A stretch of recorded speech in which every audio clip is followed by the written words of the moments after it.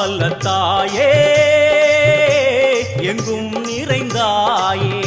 உன் திருநாமமே இங்கு பல கோடியே அதில் எதை சொல்லி நான் அழைப்பேனோ